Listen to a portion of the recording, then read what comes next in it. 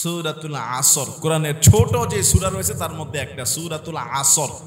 সূরাতুল আসর ছোট্ট একটা সূরা, আয়াত মাত্র 3খানা। কত আয়াত? 3টি আয়াত এই সূরার মধ্যে রয়েছে। এই সূরাটা মক্কায় অবতীর্ণ হয়েছে। কোথায় অবতীর্ণ হয়েছে? মক্কায় অবতীর্ণ হয়েছে। এই জন্য এই সূরাকে বলা হয় মাক্কি সূরা। কি সূরা বলা হয়? মাক্কি সূরা। আমরা এই মাক্কি সূরা থেকে ইনশাআল্লাহ আমরা এই সূরা আসর থেকে কথা বলবো। চলুন দেখি আল্লাহ পাক রব্বুল আলামিন এই সূরার মধ্যে কি বলেছে। শোনা যাবে তো ইনশাআল্লাহ? পড়েন, আউযু বিল্লাহি মিনাশ শাইতানির রাজীম, বিসমিল্লাহির রাহমানির রাহিম, ওয়াল আসর ইন্নাল ইনসানা লাফি খুসর ইল্লাল্লাযীনা আমানু ওয়া আমিলুস সালিহাত ওয়া তাওয়াসাউ বিল হাক্কি ওয়া তাওয়াসাউ বিস সাবর। বলেন আল্লাহু আকবার। ওয়াল আসর, সময়ের কসম, যুগের কসম। কসম করতেছেন কে? আল্লাহ। আল্লাহ যদি কসম করে কোনো কথা বলে বুঝতে হবে কথাটার গুরুত্ব আরো বেশি। এমনি তো আল্লাহর সব কথা গুরুত্বময়, ঠিক না বেঠিক? এই ভলান্টিয়ার কারা, রাস্তায় যারা দাঁড়িয়ে আছে এদেরকে আদর করে ভিতরে ঢুকায় দেন। রাস্তায় যারা দাঁড়িয়ে আছে এদেরকে একটু ভিতরে ঢুকায় দেন। স্বেচ্ছাসেবক ভাইরা যারা রয়েছেন ভিতরে চলে আসেন। প্রিয় ভাইরা, আল্লাহ পাক রব্বুল আলামিন আসরের কসম করেছেন, সময়ের কসম করেছেন। ওয়াল আসর, সময়ের কসম। ইন্নাল ইনসানা লাফি খুসর, সমস্ত মানুষগুলো ক্ষতির মধ্যে আছে। আল্লাহ সময়ের কসম করে বলতেছে সব মানুষ ক্ষতির মধ্যে। সব মানুষ কিসের মধ্যে? কে বলতেছে? এই পৃথিবীর যত মানুষ আছে সব মানুষ ক্ষতির মধ্যে আছে। প্রথমে কসম করছে, এই সময়ের কসম করে বলতেছে। আমরা কোনো কথা বললে গুরুত্ব, এই কসম বলি কিনা? বলি কিনা? কোরআনে আল্লাহ পাক রব্বুল আলামিন কসম করছে এরকম 40টা কসম করছে। প্রায় কয়টা? 40টি। শায়েখ তানতাবী রাহিমাহুল্লাহ তিনি বলছে 40টি কসম করেছে। 20টি কসম নবমণ্ডল, 20টি কসম ভূমণ্ডল সম্পর্কে। কোথাও সূর্যের কসম করেছে, ওয়াশান সূর্যের কসম, ওয়াল কামার চন্দ্রের কসম, ওয়াল আরদ জমিনের কসম, ওয়াল আদিয়াত ঘোড়ার কসম, ওয়াত তিনের কসম। কি আছে না নাই? ওয়াদ-দুহা কসম, আল্লাহ এরকম, ওয়াল লাইল রাতের কসম। বিভিন্ন জায়গায় ওয়াস-সামা আকাশের কসম, ওয়াল বুরুজ নক্ষত্রের কসম। আল্লাহ পাক রব্বুল আলামিন বিভিন্ন জায়গায় কসম করেছেন। কসম কে করেছে? আল্লাহ করেছে। আর আমরা তো মাঝে মধ্যে কসম করি, করি কিনা? আমরা কিসের নামে কসম করি? আল্লাহর নাম ছাড়া কারো নামে কসম করা যাবে না। কসম যদি করতে কার নামে? কেউ যদি বলে কোরআন শরীফ ধরে কসম করলাম, হবে? মসজিদ ধরে কসম করলাম, হবে? কসম করতে হবে কার নামে? আল্লাহর নামে। আল্লাহ নিজে কসম খেয়েছে তার সৃষ্টিকুল নিয়া। আল্লাহ যখন কসম করেছে তার সৃষ্টি, আকাশ, সূর্য, চন্দ্র, লাইল। আর এখানে যেই সূরাটা আজকে আলোচ্য বিষয় সূরা আসর, এখানে আসর সময়ের কসম করেছে। কিসের কসম? আরে মসজিদের ভিতর থেকে আওয়াজ আসে না কেন? কিসের কসম? আর ঘুম চলে আসতেছে, জোরে জোরে কথা বললেন। কিসের কসম? সময়। রব্বুল আলামিন বলেন ওয়াল আসর, সময়ের কসম, যুগের কসম। কোন কোন মুফাসসির বলেছে আসর মানে আসরের নামাজের কসম। সময়ের কসম। আল্লাহ কসম করে বলছে ইন্নাল ইনসানা লাফি খুসর, সমস্ত মানুষ রয়েছে ক্ষতির মধ্যে। সব মানুষ ক্ষতির মধ্যে আল্লাহ কসম করে বলছে। 2 নম্বর আয়াত, 3 নম্বর আয়াতে রব্বুল আলামিন জানিয়ে দিলেন কিন্তু সবাই না। 4টা গুণ, 4 শ্রেণীর লোক, 4 প্রকারের লোক বাদে 4টা গুণ যার মধ্যে থাকবে, ওই 4 প্রকারের 4 গুণওয়ালা লোক ছাড়া বাকি সব মানুষ ক্ষতির মধ্যে রয়েছে। ঘোষণাকার রব্বুল আলামিন বলেন ওয়াল আসর, সময়ের কসম, ইন্নাল ইনসানা লাফি খুসর, সব মানুষ রয়েছে ক্ষতির মধ্যে। তবে হ্যাঁ, তারা না। 3 নম্বর আয়াতে রব্বুল আলামিন বলছে তারা ক্ষতির মধ্যে নাই। ইল্লাল্লাযীনা আমানু ওয়া আমিলুস সালিহাত ওয়া তাওয়াসাউ বিল হাক্কি ওয়া তাওয়াসাউ বিস সাবর। আল্লাহু আকবার। রব্বুল আলামিন বলেন 4 প্রকারের লোক ক্ষতির মধ্যে নাই। 1 নম্বরে ইল্লাল্লাযীনা আমানু, 1 নম্বরে ঈমান এনেছে যারা, আল্লাহ এবং রাসূলের প্রতি বিশ্বাস করেছে যারা, ক্ষতি থেকে মুক্ত তারা। আল্লাহু আকবার। 1 নম্বরে ঈমানদার, 1 নম্বরে ঈমানদার ইল্লাল্লাযীনা আমানু ওয়া আমিলুস সলিহাত। 2 নম্বরে যারা ভালো কাজ করে, ভালো আমল করে, নেক কাজ করে। নেকের কাজ যারা করে, যেমন নেক কাজ, আপনি এখন এই তাফসির মাহফিলের ময়দানে নেকের কাজ, তাফসিরের বাইরে যারা ঘুরঘুর করছে নেকের কাজ না।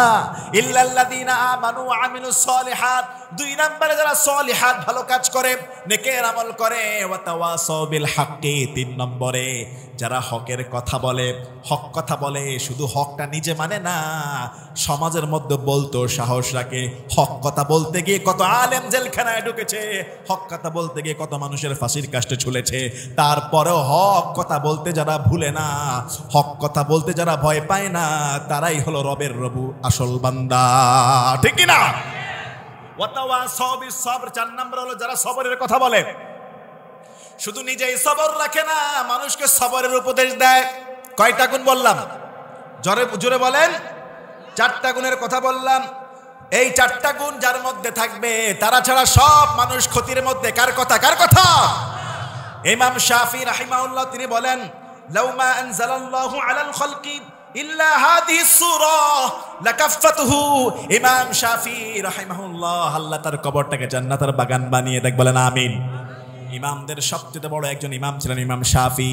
তিনি বলেন, লাউ মা আনজালাল্লাহু আলাল খালকি ইল্লা হাদিহিস সূরা লাকাফাতাহু। আমার আল্লাহ এই কোরআনের যদি আর কোন সূরা নাজিল না করতেন, এই গোটা কোরআনে 30 পারার মধ্যে 114টি সূরা রয়েছে, 114টি সূরার মধ্যে যদি আল্লাহ 113টা সূরা যদি নাজিল না করে, এই ছোট্ট 3 আয়াত বিশিষ্ট সূরা আসরটাই যদি শুধু নাজিল করতেন, মানব জাতির জন্য এই সূরাটাই যথেষ্ট হয়ে যেত। আল্লাহু আকবার।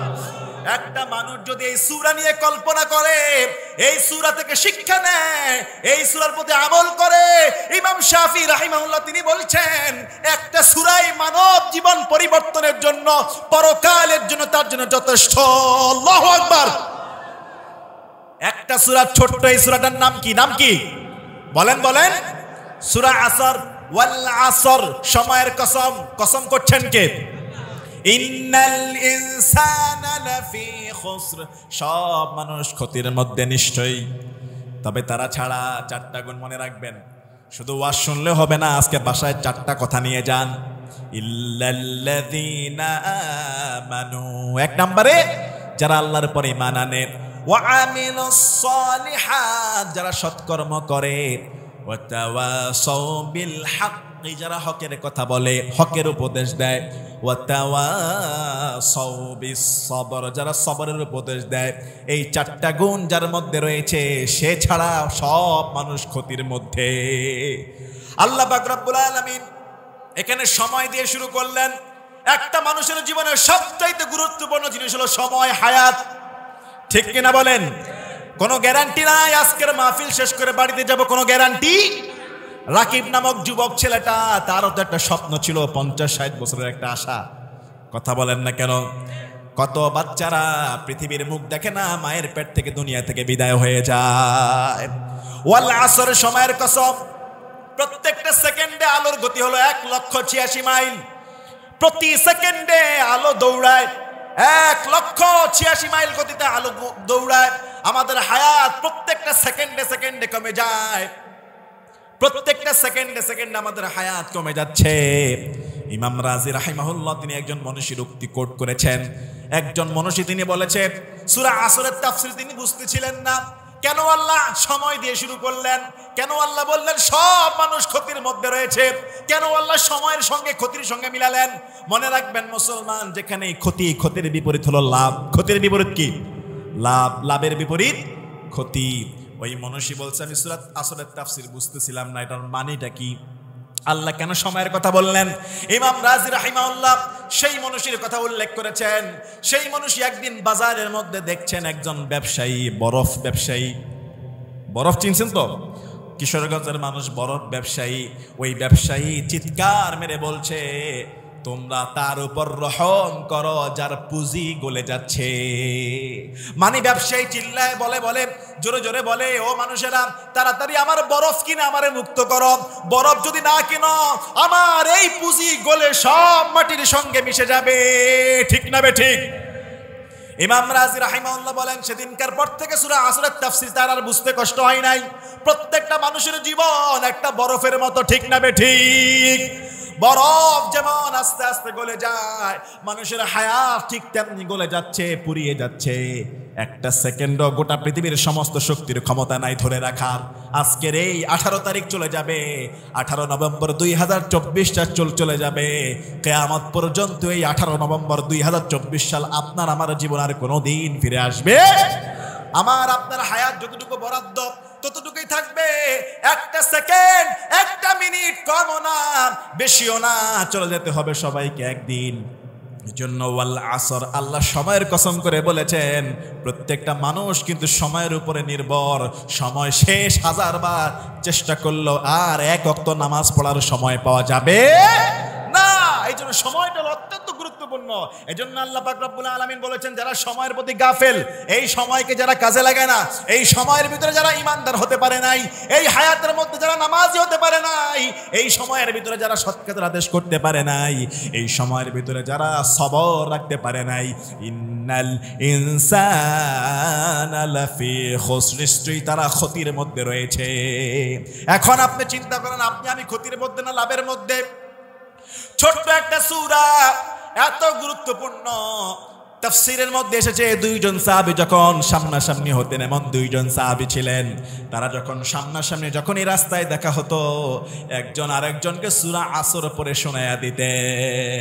যখন এই দেখা হতো দুই সাহাবীর মধ্যে, নিজের জীবনকে বাস্তবায়ন করার জন্য, পরকালের সুখের জন্য, নিজের হায়াতকে স্মরণ করিয়ে দেওয়ার জন্য, দুই সাহাবী যখনই দেখা হতো, দেখা হলেই সালাম দিয়ে তারা শুরু করতেন ওয়াল আসর। পড়েন ওয়াল আসর, ইন্নাল ইনসানা লাফি খুসর ইল্লাল্লাযীনা আমানু ওয়া আমিলুস সালিহাত ওয়া তাওয়াসাউ বিল হাক্কি ওয়া তাওয়াসাউ বিস সাবর। পড়েন আল্লাহু আকবার।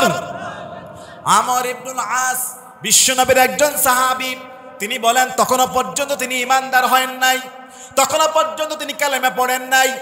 তৎকালীন জামানার ভণ্ড নবী মুসাইলামাতুল কাজ্জাব, সেই ভণ্ড নবীর কাছে আমর ইবনুল আস একদিন গেলেন।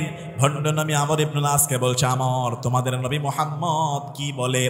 আমর ইবনুল আস বলছে, মুহাম্মদ সাল্লাল্লাহু আলাইহি সাল্লামের উপরে ছোট্ট একটা তাৎপর্যময়, অর্থময়, অনেক ভারী একটা সূরা নাজিল হয়েছে।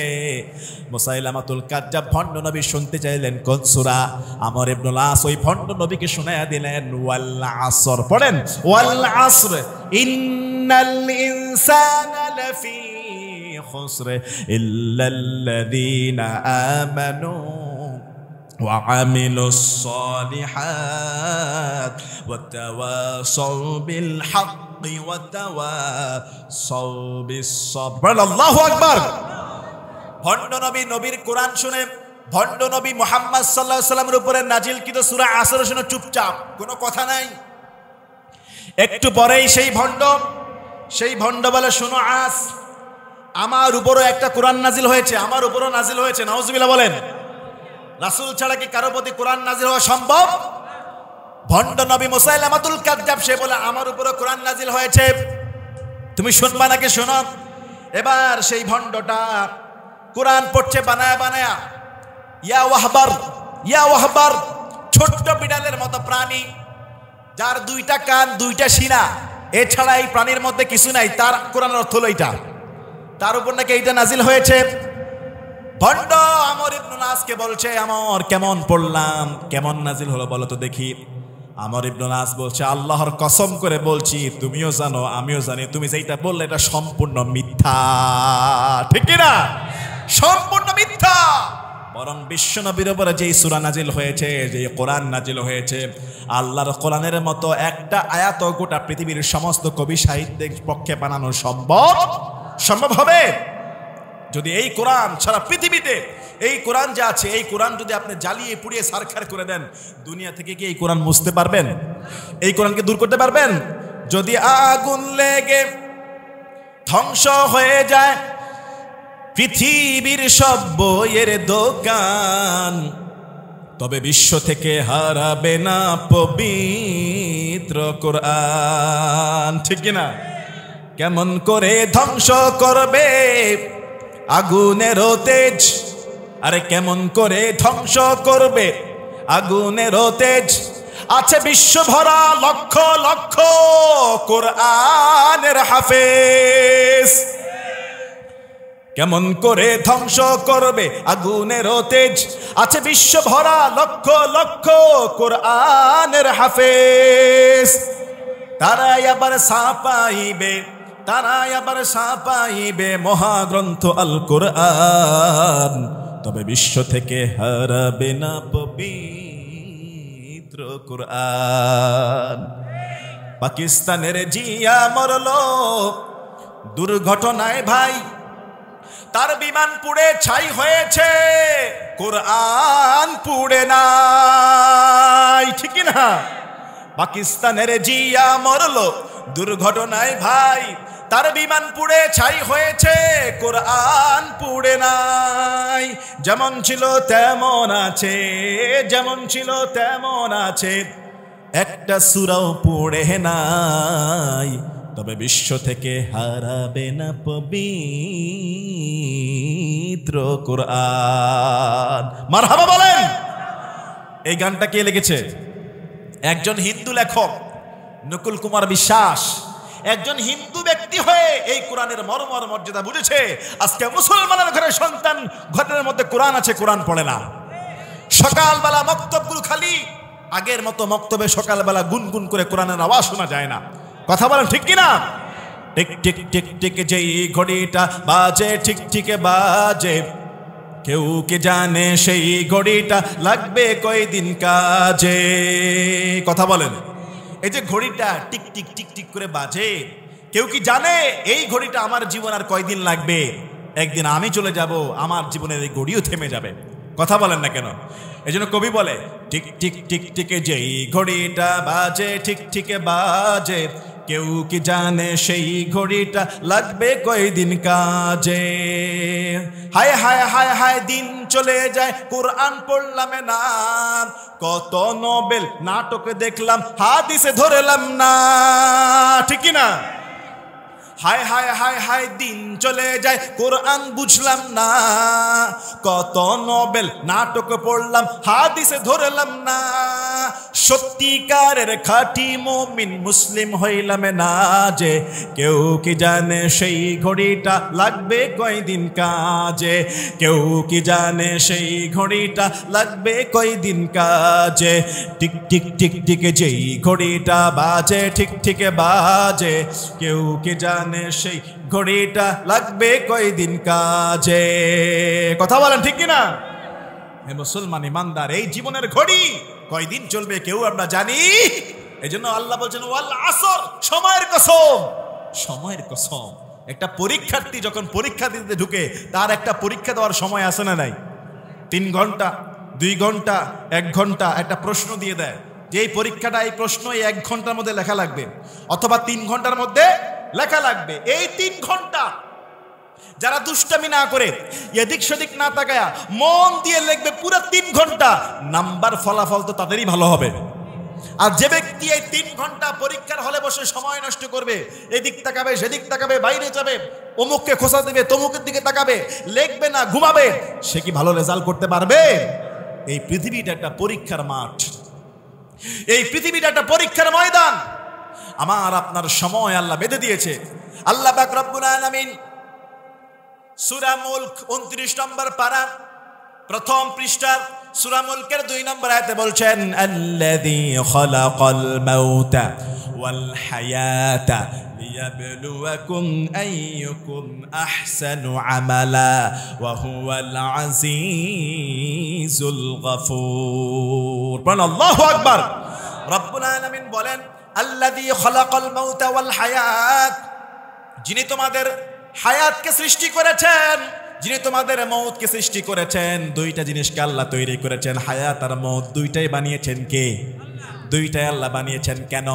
আল্লাহ জবাব দেয়, সূরা মুলক খুলে দেখবেন 29 পারার প্রথম পৃষ্ঠা 2 নম্বর আয়াত, লিয়াবলুয়াকুম আইয়ুকুম আহসানু আমালা। তোমাদের হায়াত আর মওত এই জন্য সৃষ্টি করেছি যাতে করে আমি আল্লাহ দেখতে পারি তোমাদের মধ্যে কে ভালো কর্মে ভালো আমলে শ্রেষ্ঠ। এজন্য পৃথিবীটা হলো অল্প জীবন, আমরা কেউ জানি না কতদিন আমরা বেঁচে থাকবো। 4টা গুণ আপনার জীবনের সঙ্গে মিলায় নেন। কয়টা গুণ? কয়টা? 1 নম্বরে ইল্লাল্লাযীনা আমানু, 1 নম্বরে ঈমান আনতে হবে কার উপরে? জোরে বলেন, কার উপরে? আল্লাহর উপরে ঈমান আনতে হবে।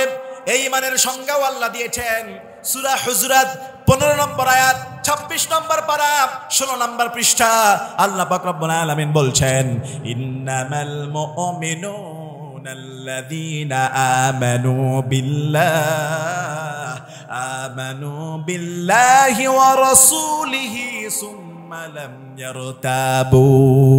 আবার আল্লাহ সূরা হামিম সাজদা 30 নম্বর আয়াত, 24 নম্বর পারা, 19 নম্বর পৃষ্ঠা আল্লাহ সেই ঈমানের সংজ্ঞা দিচ্ছেন, ইন্নাল্লাযীনা ক্বালু রাব্বুনাল্লাহ সুম্মা ইসতাকামু তাতানাজ্জালু আলাইহিমুল মালায়েকা।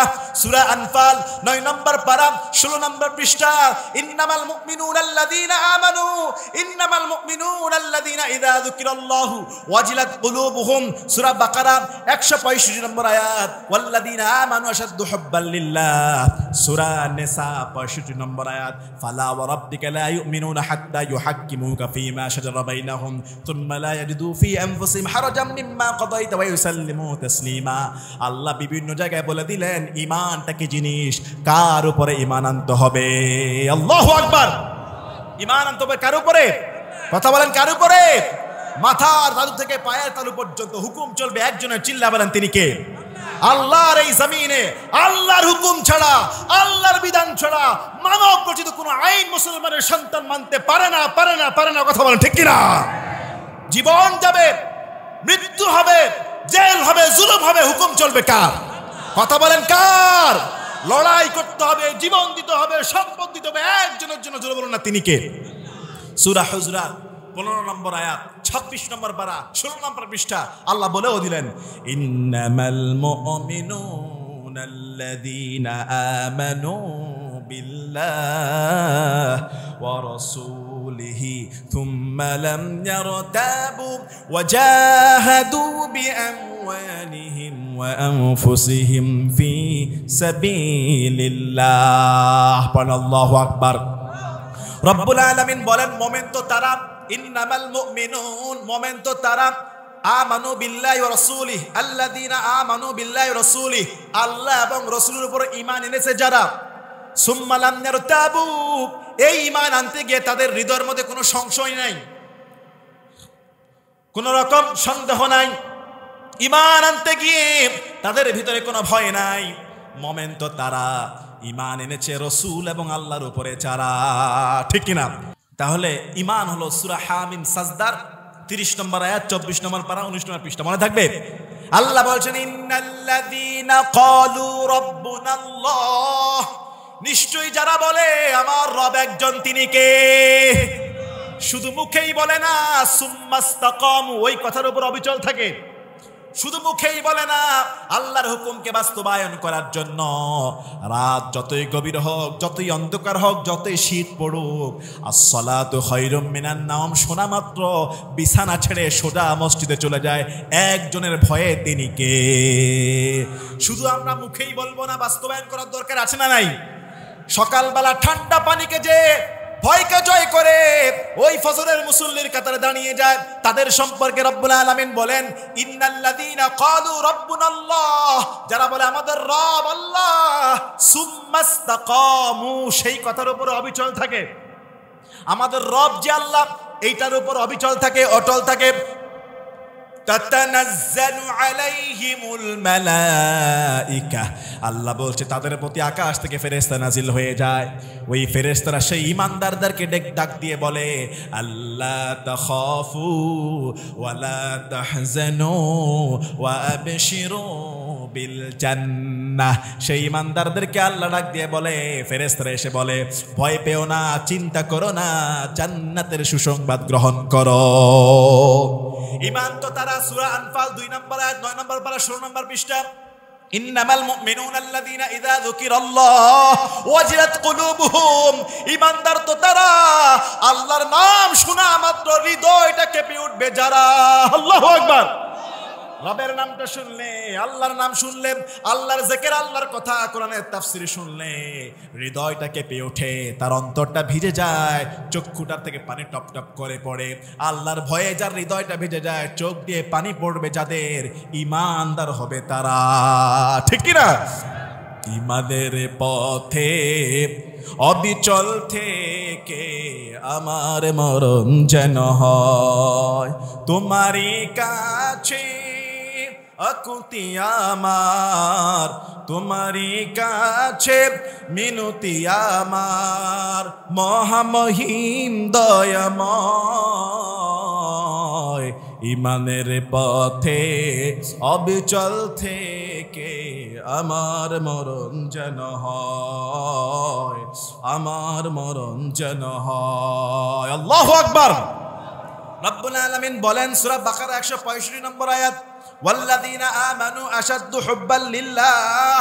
যারা ঈমান এনেছে সবচাইতে বেশি তাদের হৃদয়ের ভালোবাসা একজনের প্রতি, তিনি কে?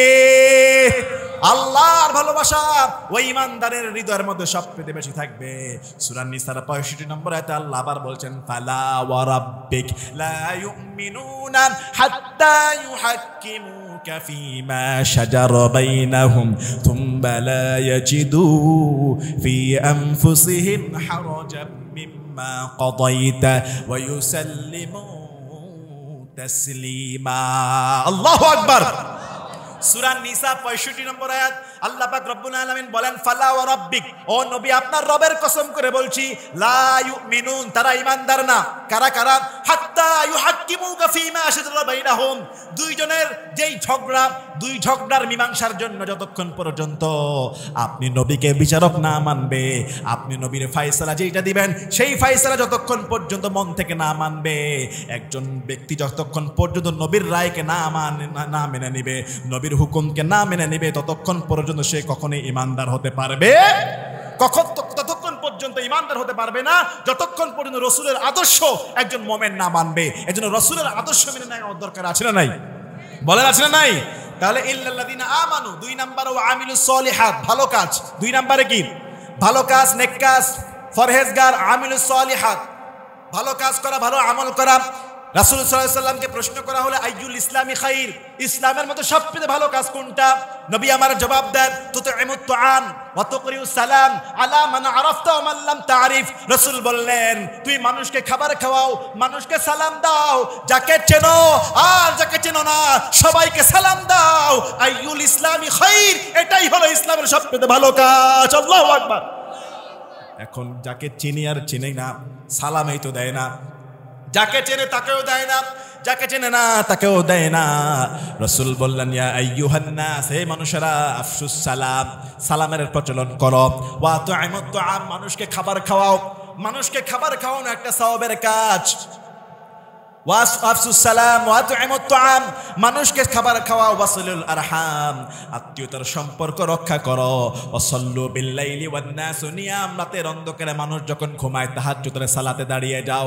ওয়া তাদখুলুল জান্নাতা বিসালাম, এই কয়টা আমলের মাধ্যমে তুমি জান্নাতে প্রবেশ করো।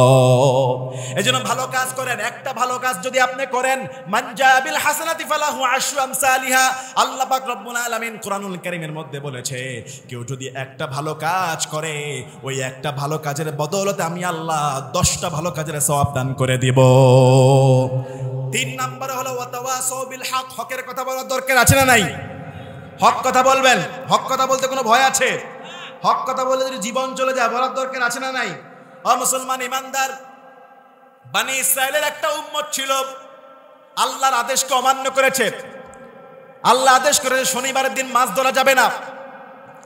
একদল অন্যায় করেছে, মাছ ধরেছে, আরেক দল নিষেধ করেছে, খবরদার শনিবারে মাছ ধরা নিষেধ।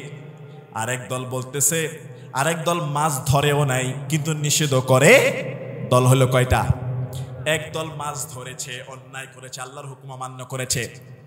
আর একদল মাছ ধরে নাই কিন্তু অন্যায়ের বাধা দেয় নাই, 2 নাম্বার। 3 নাম্বার দলটা মাছ ধরেও নাই, অন্যায়ের বাধা দিয়েছে। ওয়াইদ ক্বালাত উম্মাতুম মিনহুম লিমা তাইদুনা কওমান ইল্লাহ, সূরা আরাফ 164 নম্বর আয়াত। ওয়াইদ ক্বালাত, রব্বুল আলামিন তাদের কথা কোট করলেন, শোনো শোনো। ওয়াইদ ক্বালাত উম্মাতুম মিনহুম লিমা তাইদুনা কওমান ইল্লাহু মুহলিকুহুম ওয়া মুআযযিবুহুম আযাবান শাদীদা। 2 নাম্বার দলটা 3 নাম্বার দলকে ডেকে বলে, তোমরা কেন তাদেরকে বাধা দাও? তাদেরকে বাধা দিলে যে না দিলেও সে তারা ধ্বংস হয়ে যাবে। ক্বালু মা'যুরাতান ইলা রাব্বিকুম ওয়া লাআল্লাহুম ইয়াত্তাকুন। 3 নাম্বার দল তো বলে, আমরা এই জন্য এই বাধা দেই যাতে করে আল্লাহর কাছে বলতে পারি, আল্লাহ এই অন্যায়ের বাধা আমরা দিয়েছিলাম, ওয়া লাআল্লাহুম ইয়াত্তাকুন, আমরা আশা রাখি তারা হয়তো ফিরে আসবে। এই যে 3 নাম্বার দলটা বাধা দিয়েছে, প্রথম দল অন্যায় করেছে, দ্বিতীয় দল অন্যায় করে নাই, বাধাও দেয় নাই, তৃতীয় দল বাধা দিয়েছে। এই 3টা দলের মধ্যে যখন আযাব এসেছিল আনজাইনাল্লাযীনা ইয়ানহাউনা আনিস সু, যারা বাধা দিয়েছিল অন্যায় কাজের, তাদেরকে ছাড়া বাকি 2 দলকে আল্লাহ আযাব দ্বারা ধ্বংস করে দিলেন। এজন্য অন্যায় দেখলে যেখানে অন্যায় সেখানে বাধা দেওয়া দরকার আছে না নাই? ওয়াতাওয়াসাউ বিল হক, হক কথা বলেন, অন্যায়কে বাধা দেন। তা'মুরুনা বিল মারুফ ওয়া তানহাউনা আনিল মুনকার, কার কথা? আল্লাহ বলেছেন ওয়ালতাকুম মিনকুম উম্মাতুন ইয়াদউনা ইলাল খায়র ওয়া ইয়া'মুরুনা বিল মারুফ ওয়া ইয়ানহাউনা আনিল মুনকার। উম্মতের মধ্যে একটা দল থাকা উচিত যারা সব সময় উত্তম কথা বলবে, সৎ কাজের আদেশ দিবে, অসৎ কাজের নিষেধ করবে, ভালো কাজের আদেশ দিবে, অন্যায় দেখলে বাধা দিবে।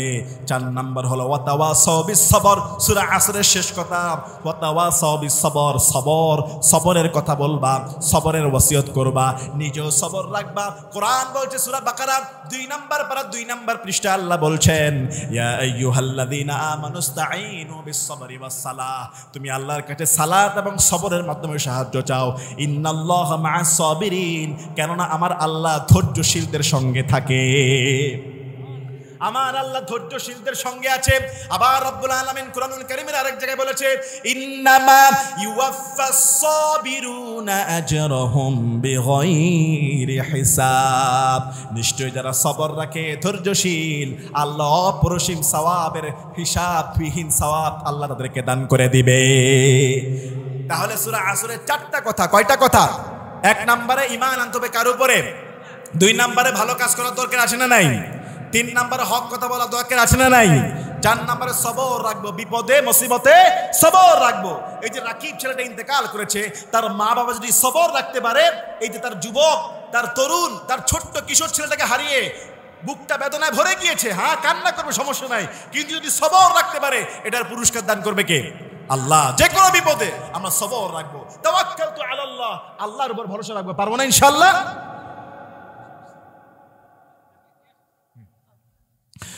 আমরা সবর রাখবো, পারবো তো ইনশাআল্লাহ? তাহলে ছোট্ট একটা সূরা আমল করবো, পারবো তো ইনশাআল্লাহ? কিন্তু বর্তমানে দেখেন আমরা কি আমল করব, আমাদের মতো অধৈর্য কোনো মানুষ নাই। একটা জানাজার টাইম দেওয়া হলো 10:30, সকাল 10:30, কয়টায়? সকাল 10:30 জানাজার সময়। মানুষ জানাজায় উপস্থিত হয়েছে, কোনো কারণে কোনো এক আত্মীয় স্বজন দূরে আসতেছে, 5 মিনিট লেট হয়েছে। কত মিনিট? 5 মিনিট লেট হয়ে গেছে। 10:35 বাজে জানাজা শুরু হয় নাই, অমুক আত্মীয় কাছাকাছি সবাই দাঁড়িয়ে আছে। মানুষের এই পরিমাণ অস্থিরতা, মানুষ বারবার ঘড়ি দেখে আর বলে 10:30 সময় ছিল, 10:35 হয়ে গেছে, রাগারাগি শুরু করে দেয়। কথা বলেন আছে না নাই? হায়রে ভাই, এই যে 5টা মিনিট আপনি অধৈর্য হয়ে গেলেন, কি পরিমাণ আপনার ভিতরে তাড়াহুড়া, একটা মানুষের ভিতরে কি পরিমাণ অস্থিরতা। 10:30 জানাজা 10:35 চলে গেছে কেন? মন্তব্য শুরু করে দিয়েছে, চিল্লাচিল্লি শুরু করে দিয়েছে। প্রিয় ভাইরা, আল্লাহর কসম করে বলছি, যেই মানুষটার জানাজা হচ্ছে, একদিন এই মানুষেরও এই পরিমাণ অস্থিরতা ছিল। যেই মানুষটা আজকে লাশের খাটে, এই মানুষটাও আপনার মতো একদিন এরকম টাইম নিয়ে খুব অস্থিরতা ছিল। কিন্তু আজকে তার, আমার, আপনার যেদিন জীবন ঘড়িটা থেমে যাবে, ওই অস্থিরতা আর থাকবে না, ওই অস্থিরতা আর থাকবে না। মসজিদের ইমাম সাহেব যদি 30 সেকেন্ড লেট করে, মনে করেন জামাত হলো 7:30, কত? 7:30 যদি জামাত হয়, ইমাম সাহেব যদি ওযু করতে একটু দেরি হয়ে যায়, কিংবা একটু ইস্তেঞ্জাখানায় গেছে, দেরি হয়ে গেছে, ভাই দেরি হইতে পারে না? নাকি টাইম মতো হয় সবকিছু? 1 মিনিট দেরি হয়েছে, কি পরিমাণ অস্থিরতা! মুসল্লিরা মন্তব্য করে, হা 7:31 বেজে গেছে, এই ইমাম রেখে কোনো লাভ হয় নাই, ইমামরে বেতনই দিব না, এরে বেতন দেয় কে, এরে ছুটি দিয়ে দাও। কথা বলেন, কি পরিমাণ অস্থিরতা ভাই! 1টা মিনিটের জন্য আমাদের ধৈর্য কুলায় না, অথচ কত শত শত ঘন্টা আমরা বেকার কাটায় দিচ্ছি, কত শত শত ঘন্টা আমরা বেকার কাটিয়ে দিচ্ছি। এই জন্য সূরা আসর, সময়, time is tide, wait for none. সময় এবং স্রোত, নদীর স্রোত, সমুদ্রের যে ঢেউয়ের স্রোত, সময় এবং স্রোত কখনই কারোর জন্য অপেক্ষা করে, কখনই কারোর জন্য অপেক্ষা করে না। জীবনকে কাজে লাগান, সময়কে কাজে লাগান। রব্বুল আলামিন যেন সূরা আসরের, আজকে সংক্ষিপ্ত আমি বললাম, লম্বা সময় আলোচনা করার আমার সময় নেই, আমারও সময় নেই, দেখেন চলে যেতে হবে। তাই সূরা আসরের যতটুকু আলোচনা করলাম, আল্লাহ যেন আমল করার তৌফিক দান করে, বলেন না আমিন।